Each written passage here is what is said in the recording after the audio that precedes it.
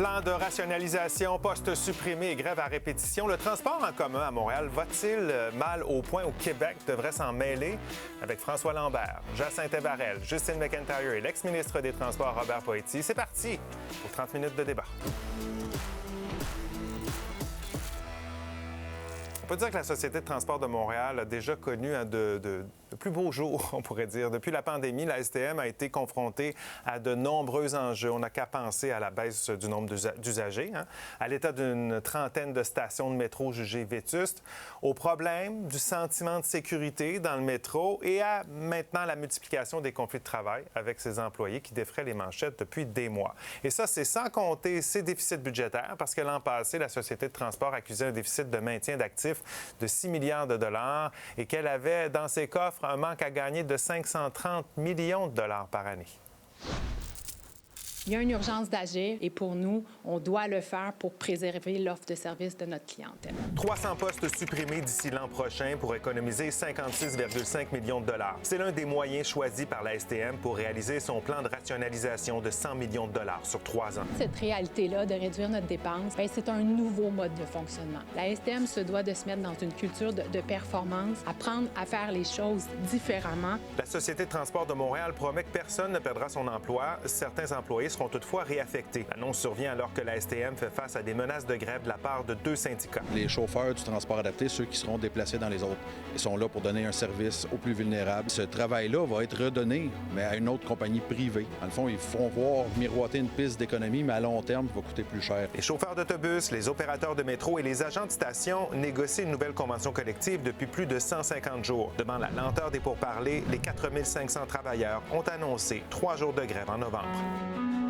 Ce conflit s'ajoute à celui des employés d'entretien qui sont sans contrat de travail depuis plus d'1 an. Ils s'apprêtent à déclencher une 3e grève en moins de 6 mois. Cette fois-ci, elle pourrait durer 28 jours. Les gens veulent avoir des conditions de travail optimales, puis on a peur que les orientations du gouvernement tendent vers la privatisation de certains de nos services. Des médiateurs ont été nommés par Québec pour dénouer l'impasse à la table des négociations. L'entretien, à mon avis, joue très gros. Si ça va vers un arbitrage, là, ça va faire mal. Manifestement, ils ont décidé que l'appui de la population n'était pas un facteur pour leur négociation. Ça commence à faire pendant que vous négociez.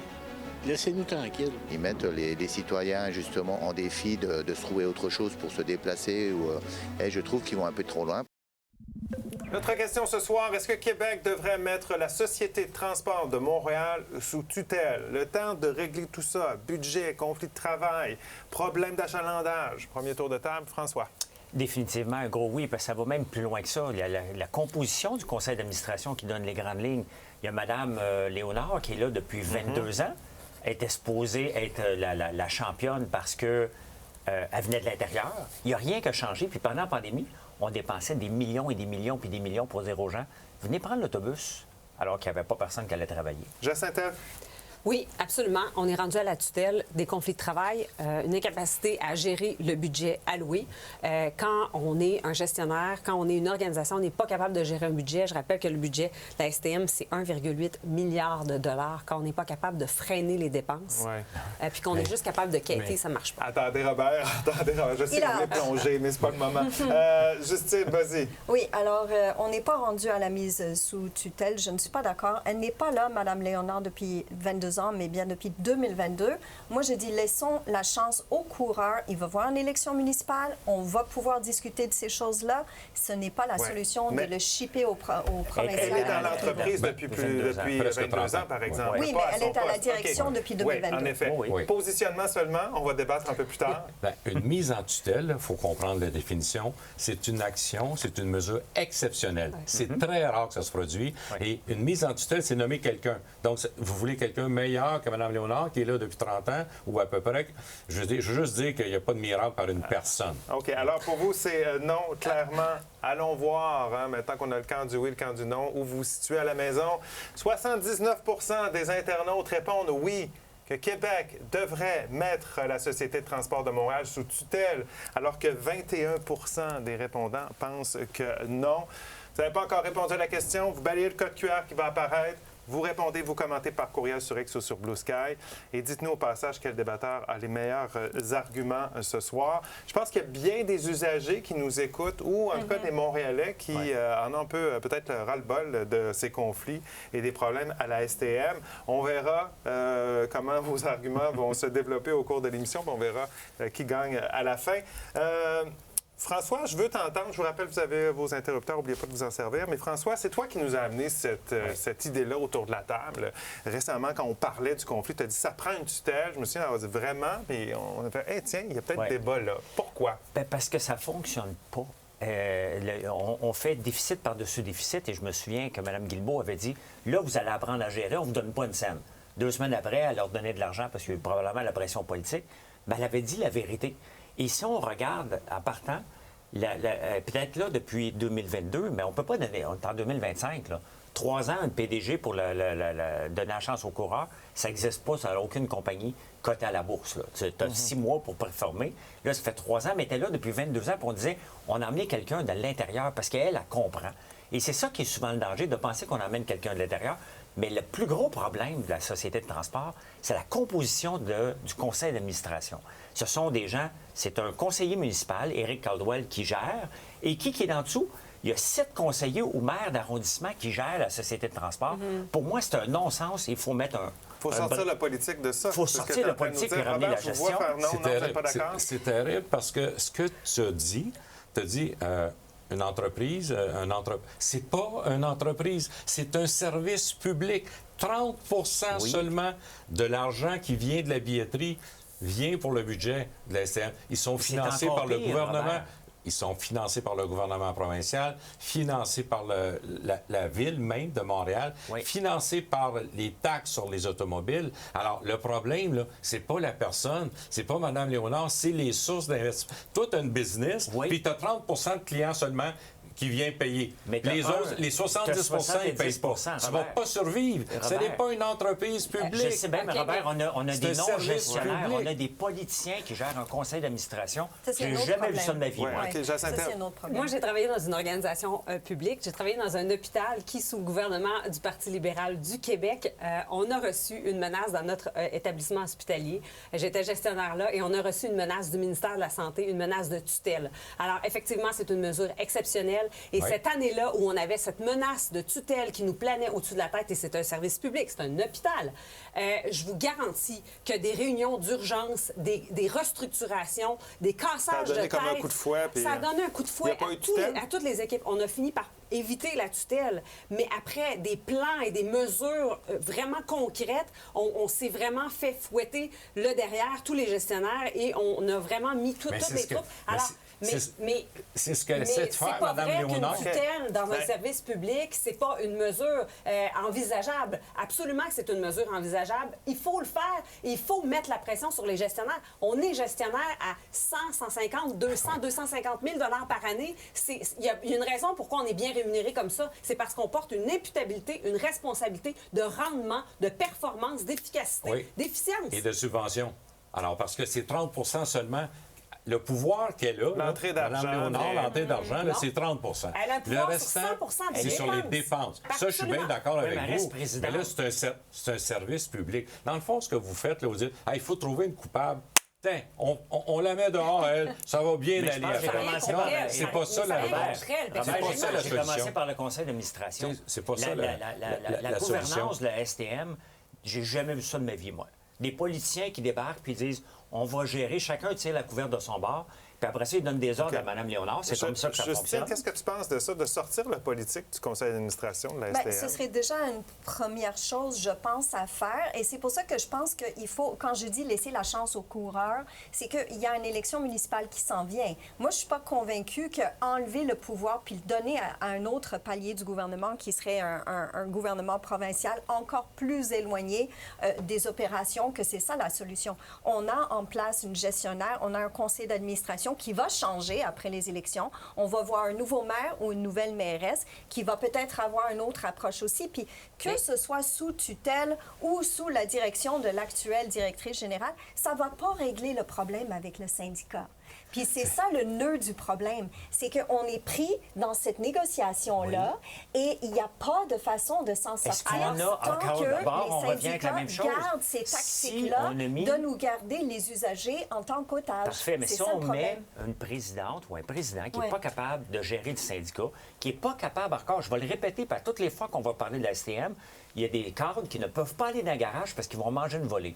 Quand tu n'es pas capable de mettre de l'ordre dans ta propre boîte, est-ce que tu mérites d'être président ou présidente? La réponse est non. Si on n'est pas capable de la mettre dehors parce que le conseil d'administration n'est pas capable de le faire puis il ne veut pas le faire, il reste une seule chose à faire pour gérer ça, la tutelle. Votre comparaison est boiteuse parce que si vous voulez un exemple de tutelle, là, une vraie tutelle, là, ben c'est le maire Vaillancourt. Ils ont été pendant 5 ans tutelle, la ville de Laval. Ça, c'est une tutelle. Ça, c'est nécessaire. Là, on est en avant d'un problème de gestion. Non, on est en avant d'un problème de financement qui dure depuis 20 ans. Depuis 20 ans, les subventions pour faire vivre... Il manque juste d'argent. Mais pourquoi qu'il manque d'argent? On peut faire mieux avec ce qu'on a. On peut faire plus avec moins. Pourquoi qu'il manque d'argent? Les hôpitaux, les écoles aussi. Non, mais tu sais, on va mettre l'argent partout, on va régler tous les problèmes. Il faudrait que vous regardiez les dépenses. Il faudrait que vous les analysiez puis que ce soir, vous me donniez un exemple de dépenses qui étaient déraisonnables et que Mme Léonard est pas bonne. Parce que vous dites la tête de Mme Léonard, c'est ça qui... Non. On va se le dire clairement. Non, ça n'a rien de personnel. C'est ça qui va faire que ça va bien aller après. Bien, ça part de la tête. Il reste qu'une entreprise en partant. C'est plus que ça, le problème. Oui, mais il y a déjà des syndicats qui tirent la couverte de leur bord avec des augmentations déraisonnables parce qu'ils veulent... Donc, on a un problème syndical. Okay. On en parlera un peu tantôt brièvement des salaires, ce que vous pensez des demandes des différents syndicats dans ces différents conflits, parce qu'il y en a plus qu'un. Québec devrait-il mettre la Société de transport de Montréal sous tutelle? C'est la question de notre débat de ce soir. Allez répondre, restez avec nous parce qu'ils rechargent leurs arguments pendant un bon. À tout de suite.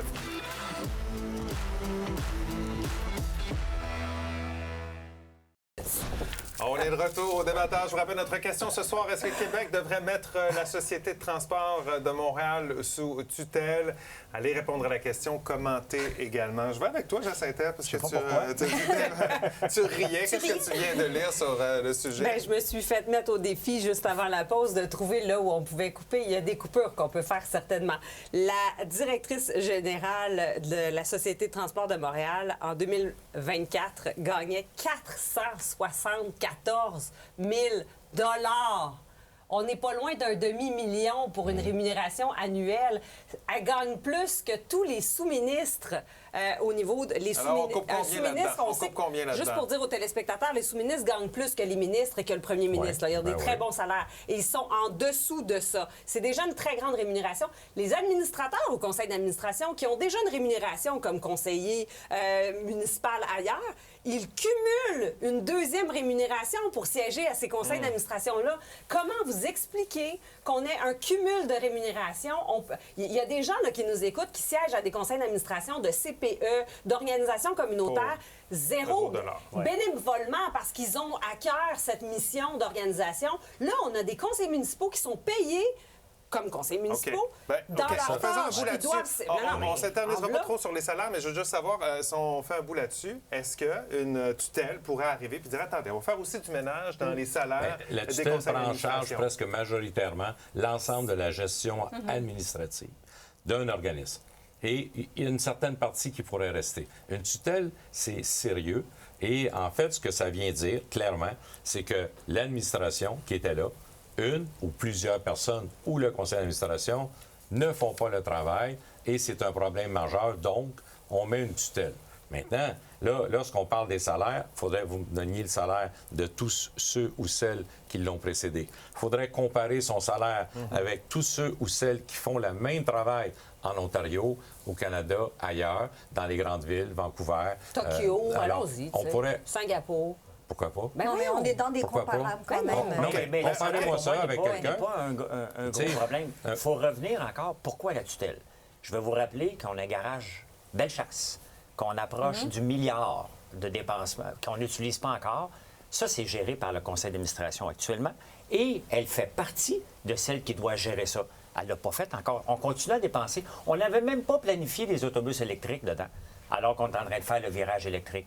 C'est des dépassements de coûts, de la non-gestion partout partout. Elle n'est pas capable de contrôler une grève. Mais sans personnaliser la question de la tutelle. Mais la tutelle c'est une responsabilité commune du conseil d'administration. C'est parce que c'est le conseil d'administration, la présidente. Puis là, si ces deux personnes-là ne font pas le travail, puis le conseil d'administration ne prend pas action, il reste une seule... Un projet, là, je n'ai pas fait de recherche là, particulièrement sur ce projet-là, mais un projet comme le garage Bellechasse, je veux dire, c'était commencé sur papier bien avant mais c'était quand même encore le président. Bien sûr. Le président actuel qui était en charge. Mais c'est pas le seul exemple d'un projet gouvernemental qui a vraiment foiré, là, qui a vraiment dépassé les coûts, puis les temps, etc. Je pense pas que mettrais tutelle à bien des endroits, si tu veux mon avis. Ben c'est ça, c'est ça. Donc, si on commence à mettre sous tutelle, les ministères du gouvernement, ça ne fonctionne plus. Là. Présentement, on se retrouve dans des conflits de travail importants. Ouais. On a les employés d'entretien, on a les chauffeurs également. Qu'est-ce que vous pensez des demandes qu'ils font, entre autres la question salariale pour les chauffeurs? T'en penses quoi, toi, Justine? Bien, justement, ça n'a aucun sens. Puis c'est pas le moment de le faire. C'est un moyen de mettre la pression parce qu'ils savent qu'on est en période électorale, les élections municipales. Ils mettent la pression. Et comme je disais, la population, ils n'ont pas le soutien de la population parce que les usagers qui sont le plus touchés, c'est des gens qui n'ont pas d'autre choix que de prendre les transports en commun. Oui, il y a une certaine élasticité. Il y a des gens qui vont pouvoir prendre un Bixi ou marcher, mais c'est vraiment pas tout le monde. Ils n'ont pas le soutien de la population. À cause des moyens de pression. À cause des moyens de pression. Sur le fond, il faudrait sonder les gens sur le fond, mais le problème, c'est que l'usager, quand il a envie des conséquences, c'est rare qu'il appuie. Les chauffeurs montréalais disent être les moins bien payés au Québec. Est-ce qu'au contraire, ils devraient être mieux payés que les autres chauffeurs à travers le Québec quand on conduit des autobus à travers Montréal? Avec les réalités montréalaises sont vraiment moins payés. C'est ce qu'ils disent. Mais c'est pas ça du tout, parce qu'il y a eu un rattrapage. Toutes les autres sociétés de transport ont regardé les chauffeurs de Montréal et ont dit « Hey, tu gagnes donc bien, toi! » Fait qu'ils ont dit « On va tous te rattraper. » Puis là, les chauffeurs actuels, ils disent « Hey, on n'a pas le même écart que les autres avant, donc on doit garder cet écart-là parce qu'on perd notre pouvoir d'achat. » Ils ne sont pas raisonnables. Ça fait un peu sourire parce que tantôt, on parlait de comparables. C'est ce que j'ai soulevé avec vous. Et puis là, toi, tu me dis, ben oui, regardons ailleurs les comparables. Mais c'est ça, les comparables. C'est que les gens qui font le même travail, puis conduire à Montréal, conduire à Longueuil, conduire à Laval ou conduire à Saint-Hyacinthe, tu comprends que c'est pas tout à fait la même chose. Mais en même temps, c'est un travail. Alors, je pense qu'il faut faire attention sur ça. Mais à partir de là, les demandes syndicales, ils doivent aussi être raisonnables. Parce qu'à un moment donné, on est dans une période difficile, les gens ne semblent pas le réaliser encore. Puis je comprends très bien les citoyens qui vont dire « Mais tu es en tutelle, mais fais juste, donnez-moi la garantie que ça va aller mieux. » Je pense pas, moi, que ça va aller mieux. Mais on va retarder une réorganisation complète ou de donner la chance aux gens de restructurer. Il y a des économies l'année passée, il y en a de prévues cette année et les 5 prochaines années sur des dépenses moins importantes. Mais c'est parce qu'il faut regarder ça dans l'ensemble plus large des sociétés de transport. On est devant un problème syndical, bien plus qu'un problème d'administration. Il y a un moment donné, on avait une seule société de transport pour l'ensemble de Montréal. Là, il y a Longueuil, Laval, Montréal, la Rive-Sud. Oui, et les trains aussi, Exactement. Il va falloir, moi, je dirais, OK, parfait, oui, parce que je trouve que Montréal est très, très mal géré dans son ensemble, mais ils sont tous mal gérés. Et ça va prendre un moment donné, la ministre des Transports qui reprend ça et dit on va forcer la fusion de tout ça, parce que pour moi, ça n'a fait aucun sens, parce qu'on dépense des... Ça a été fait avant. C'était l'AMP avant. C'était l'AMP. Et puis quand j'étais là, c'est moi qui l'ai amorcé, ce changement-là. Oui. Parce qu'il y avait 40 ou 50 titres différents. Là, votre billet d'autobus, il ne marchait pas à Laval, il ne marchait pas à Montréal. On a regroupé ça. C'est moi qui est à l'origine Alors, à partir de là, on veut améliorer les choses, là, mais syndicalement, si les gens demandent tout le temps plus, puis eux ont moins d'argent et de subventions, bien, on est où on est là. Commentaire d'Elsa pour aller à la pause. Elle dit « Oui, je suis usagère. Jusqu'ici, le conflit m'a coûté des centaines de dollars en taxi. Imaginez, le mois de novembre n'est pas commencé. Mon salaire est moins élevé que celui des employés d'entretien de la STM. Je n'arrive pas à être solidaire. » C'est ça le danger. Là. Les usagers ne seront pas derrière les employés parce qu'au mois de novembre, ils vont se les geler et ils n'auront pas nécessairement les moyens de se payer des transports.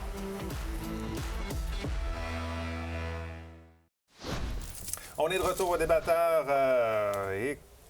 Attendez-moi. OK. Je viens de retrouver mes commentaires. Alors, est-ce qu'on devrait mettre la Société de transport de Montréal sous tutelle? Jean nous dit non. Enlever le droit de grève à un groupe, point d'interrogation, ce serait revenir aux mesures politiques du temps de nos grands-pères. Mélanie nous dit oui, la STM devrait être traitée comme une entreprise privée. Le rendement, la performance et la satisfaction des clients devraient être au cœur de la prise de décision. Ça va dans ton sens, François. Jimmy nous dit non. Le problème, c'est que le gouvernement est aussi incompétent en gestion que la STM. Des élus se promènent du municipal au provincial. Ce sera du pareil au même. Tiens, un point sur une attaque politique de la part de Jimmy là-dessus. OK, qu'est-ce qu'on fait? Là, on a les conflits, on a la gestion. On comprend que la tutelle, vous entendez pas. C'est pour ça qu'on fait un débat là-dessus.